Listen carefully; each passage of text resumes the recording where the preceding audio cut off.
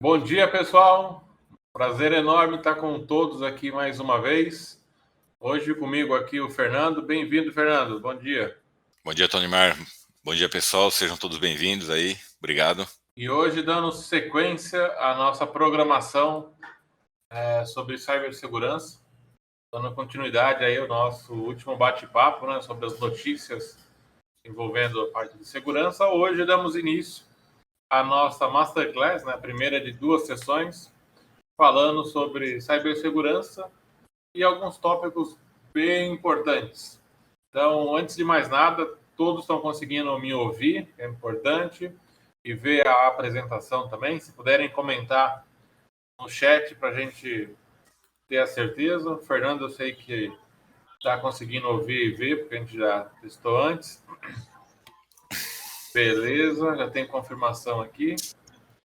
Então, ótimo. Então, vamos começar o nosso bate-papo sobre a Masterclass, né, que a gente separou para vocês. Então, uma pequena agenda do que a gente vai falar hoje.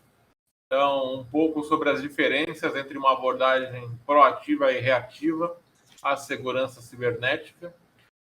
Um pouco, né, de segurança proativa, quais são as etapas, né, que a gente precisa ter. Segurança reativa, o que a gente precisa adotar, né, como reação a um ataque cibernético. Algumas proteções, né, algumas questões sobre segurança, tanto a parte de detecção e anomalia, inteligência, saber sobre as ameaças. E, por último, aí, algumas técnicas da segurança reativa. Então, a gente sempre vai falar hoje aqui, principalmente, sobre os aspectos de como ter uma solução que tenha um trabalho aí de forma proativa e também a forma reativa, né? Então, como eu fico sabendo do que está acontecendo sobre possíveis ataques, né, a parte de cibersegurança, que é antes de acontecer, né, ter saber antecipado, e também uma forma de remediar essas questões quando de repente acessam ou um ambiente aí é atacado, de repente bloqueio de senhas, um brute force, enfim. O que a gente faz quando acontece isso, né? E claro, como a gente consegue através dessas reações minimizar o impacto, né? Remediar essas questões. Então, a gente tem aí esses tópicos principais, que é saber a ferramenta, como ela pode ajudar a gente de forma proativa e também a reação que ela vai ter, né? Então, sempre o proativo e o reativo para nos ajudar. Então, uma abordagem proativa e reativa, que eu já fiz um resumo. Hoje, a nossa ideia é ser mais práticos, a gente vai mostrar as nossas soluções, como a gente consegue ajudar vocês. Hoje, exclusivamente, a gente vai falar aí do Log 360 e algumas features que tem na solução. Então, a questão de abordagem proativa e reativa na segurança cibernética. Todo dispositivo de rede, aplicações, né, a gente tem a questão de logs, nos dispositivos tem os usuários que trabalham, tem os servidores, tem os endpoints, tem os roteadores, switches, as aplicações, né, como um IS, um Apache, outras soluções aí, por exemplo, um SQL, um banco de dados, né? Então, assim, tem uma série de itens no nosso ambiente que a gente precisa dar uma atenção. Não adianta eu só, de repente, focar no Active Directory e largar a mão do meu ambiente de aplicações, ou, de repente, esquecer de fazer patches dos meus endpoints. Então, tem que ter algo controlado aí e gerenciar como um todo. Então, eu separei aqui, né, junto com o Fernando, alguns pontos que a gente vai abordar. Então, nesse aspecto de dispositivos de rede e aplicações, mudança na configuração do dispositivo, de repente, o que foi feito nesse roteador, nesse firewall, saber essas informações, né, ter o histórico. Eu fiz uma alteração numa configuração, e aí o Fernando vai lá e executa uma outra configuração. Como é que a gente rastreia isso para saber se, de repente, um terceiro, né, participante aí da administração foi lá e fez uma configuração e deixou uma brecha de segurança e tem alguém atacando por ali. Como é que a gente faz isso? O Active Directory eu vou deixar para o final aqui, porque a gente separou um exemplo aí para falar dele. A questão dos endpoints, né, saber as atividades dos usuários, o que ele está fazendo na rede, se o que ele está acessando é realmente o que ele precisa, tem acesso, e se ele não está forçando a barra aí, né, fazendo um brute force para acessar algo que não deveria, de repente roubar credenciais, fazer algo nesse sentido. Então a gente precisa ter essas ações. Então eu preciso saber antes, né, essas ações, possíveis ações de ataques, e por outro lado, como fazer uma reação, né, a parte reativa a esses incidentes, a esses alertas, né, que eu receba. Então aqui a gente separou um pouquinho. E aí entra um mundo à parte aí também, que as empresas têm adotado cada vez mais, que é a questão de aplicações em cloud, como o próprio Office 365, né? Então, você tem aí já um sincronismo com o Active Directory, um sync, faz o provisionamento da conta na aplicação. Se alguém fizer um spray, de repente aí um ataque de spray de senhas, pode quebrar se a senha não for forte. Você como remedia isso? Então, tudo isso é importante a gente ter um pró, né, um proativo e um reativo. O pró eu vou saber antes, ou a tendência, né, do que pode estar por vir, e o reativo é, opa, aconteceu, o que eu faço? Então, eu sou alertado previamente, e na hora que acontece um problema, como eu trato esse problema? Tá? Aqui, para o caso do Active Directory, né, questão de usuários com acesso privilegiado, então o conhecimento de todos aí que administram um AD, a importância, né, de ter a guarda, ter o controle, auditar os passos desses usuários privilegiados. Né? Então, a gente precisa saber o que tem, essas questões de mudanças críticas aqui também. A correlação de eventos, né, de forma avançada, né? Então, detectar incidentes baseado em padrões. Então, você já tem ali um passo a passo, né, já um caminho das pedras sobre detecção de correlação de eventos, e você criar regras de acordo com a sua necessidade, né, com a particularidade do seu ambiente. Criar, né, uma regra para software suspeito, cryptojacking, atividade de warning, etc. Ter um dashboard para facilitar isso, né, que não adianta nada chegar aquela enxurrada de informação e a gente não saber o que fazer, ou gastar muito tempo. Quando a gente fala em segurança da informação, a gente precisa receber a informação rapidamente, né, e tomar uma ação de forma mais rápida ainda. Então, quanto menor o tempo, maior é o sucesso aí da nossa investigação, da nossa remediação também. Tá? Parte de cronograma, né, detalhado do incidente, saber exatamente o que reportar. E aqui a gente já entra num passo, né? A gente fala de incidentes, até com relação à própria LGPD, né? De ter que reportar os incidentes. Então, você tem essa transparência. Não adianta querer tampar o sol com a peneira, né? Se você tem alguns incidentes no seu ambiente, você vai precisar trabalhar esses incidentes. Não adianta fingir que não aconteceu nada. Então, tem que agir em cima. Então, é importante esse histórico de incidentes para preparar e evitar futuros. A questão de construção de regras, parte avançada, algo que a gente vai ver na prática aí também. A parte de log forense, aqui também.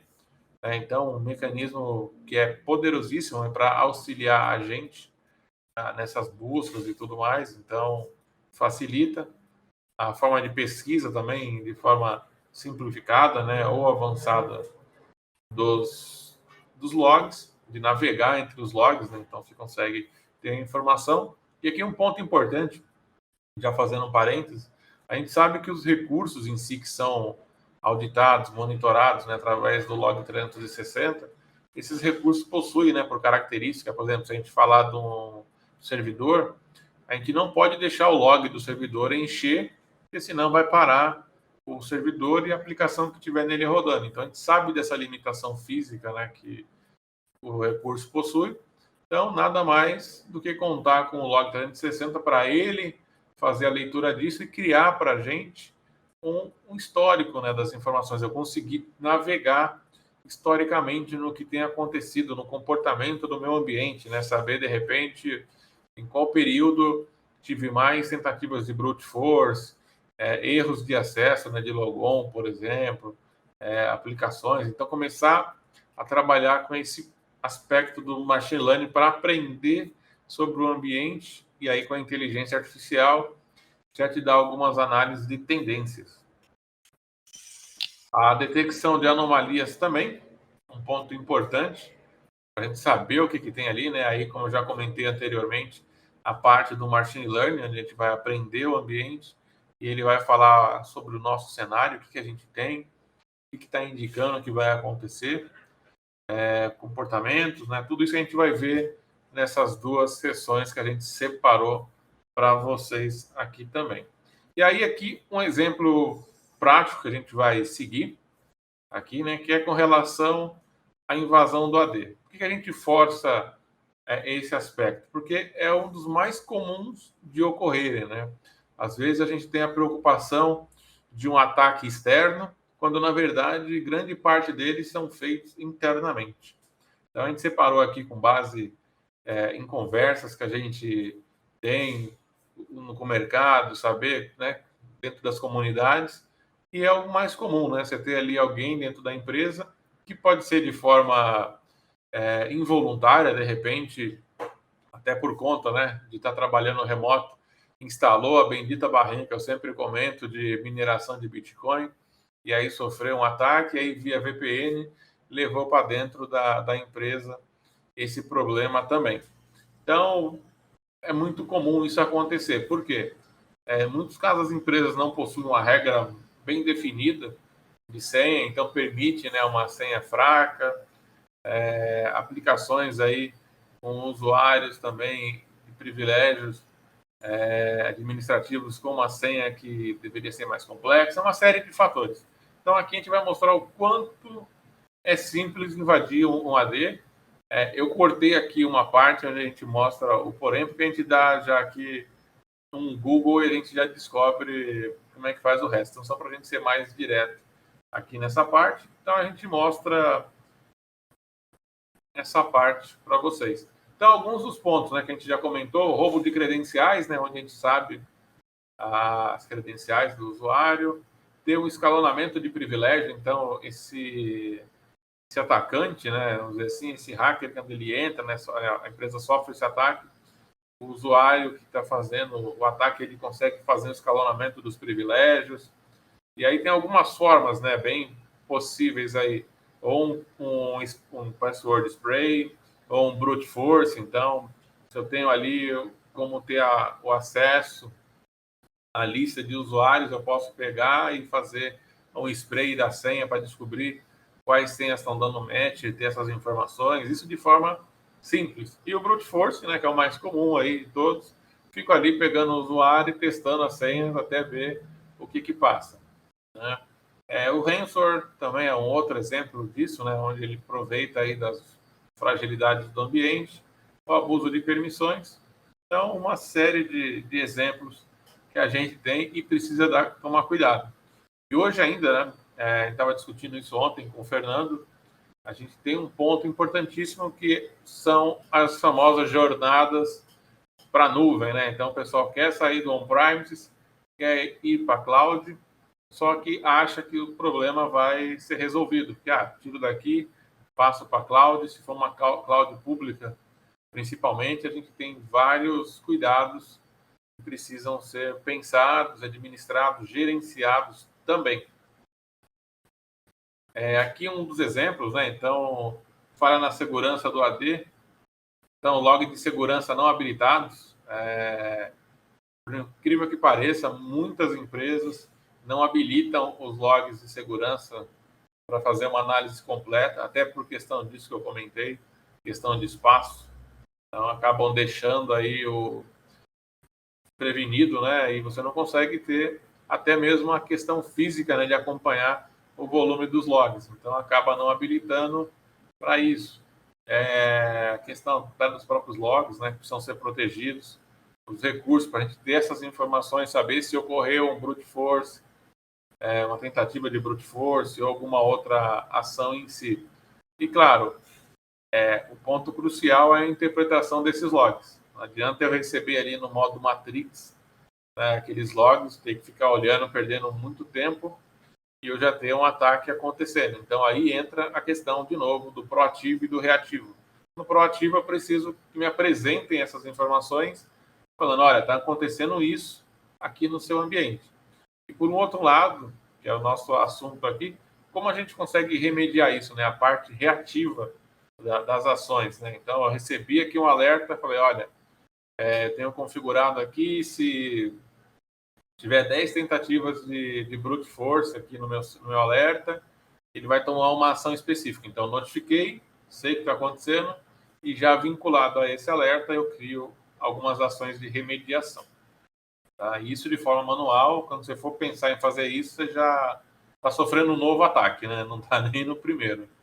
Então, esses gaps de segurança, né, no AD podem dar acesso ao administrador. E aqui uma piramidezinha bem simples, né? A gente tem a base ali, a porta de entrada são os endpoints, e a gente vai escalando isso, né? Endpoints, aí aplicações, que podem ser vulnerabilidades, uma série de coisas. A gente já viu algumas vulnerabilidades que ocorreram aí bem críticas no final do ano passado e começo desse. Dados, né, em endpoints, as informações em endpoints, que às vezes o pessoal salva local, não tem ali a criticidade, né, a segurança necessária. A gente vai subindo isso, né, o acesso de outros às estações de trabalho. Então, é uma estação de trabalho compartilhada. Alguém pode ter acesso, né, como eu comentei anteriormente, por não ter uma segurança bem definida. Aí a gente sobe para os servidores membros, né, do ambiente. A gente vê, consegue ter o acesso ali. Por exemplo, um caso bem simples, né, é a questão de você configurar